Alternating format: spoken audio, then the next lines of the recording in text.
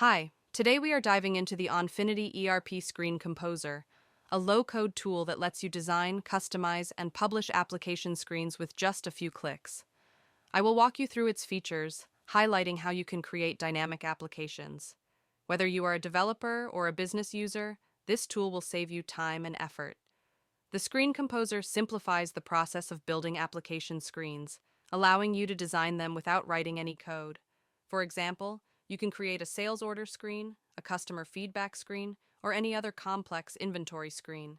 Let's explore the interface of the Screen Composer. On the left, you can find a list of predefined components such as text boxes, drop-downs, dates, and more. You simply drag and drop these to design your screen. On the right-hand side, you have configuration settings for selected components like tabs, tables, and fields, where you can define and modify their properties. Now, let's open an existing screen in the system. We are considering the AR invoice screen. Here, you can see all the fields included in this tab. First, you have the ability to drag and drop any required field. For example, if you don't want a particular field on your screen, you can remove it by dragging it away. If you want to add a new field, simply drag it onto the screen. To reposition a field, you can drag it and resize it as needed. All these drag and drop features make customization effortless. Once you're satisfied with the changes, you can close the screen or reset it. All modifications are saved in real time.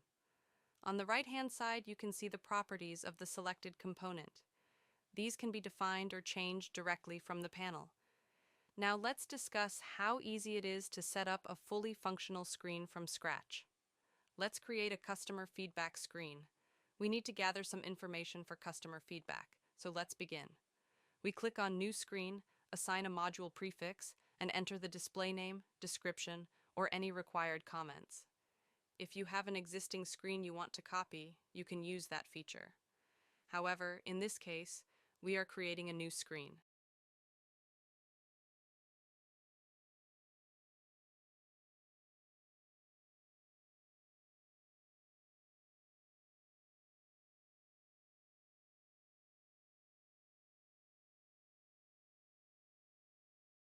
Next, we specify the table name, ensuring it starts with the appropriate prefix.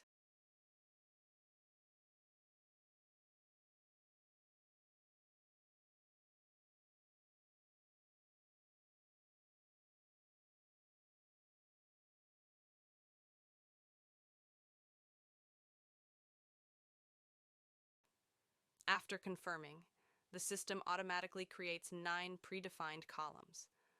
On the left-hand side, you can see the list of available columns and those already inserted in the tab. The screen and tab are now created, along with default fields. You can add new fields as needed. For instance, I want to add a text field, so I drag it onto the screen and assign a column name. If an existing system element matches the column name, we can use it. Otherwise, we create a new column.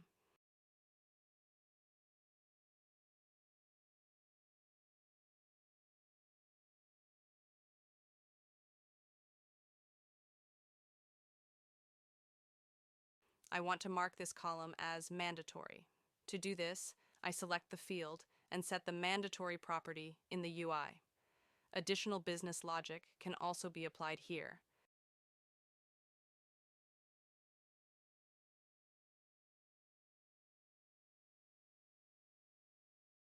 Next, I need a date field.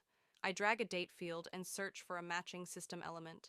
After selecting it, I drop it onto the screen.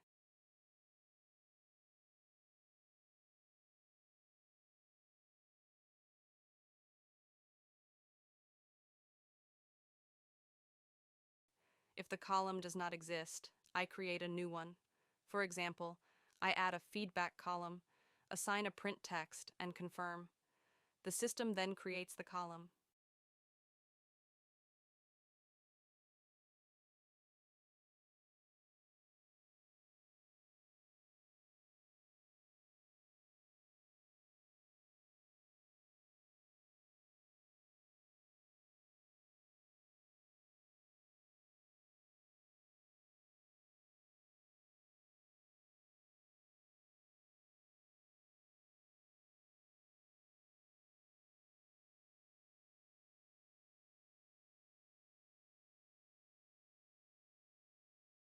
Now I adjust the layout.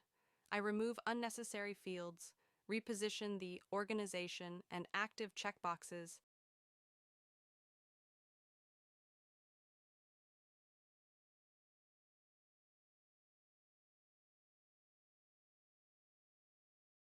and expand the feedback field across two columns. To ensure feedback is always entered, I set the feedback field as mandatory.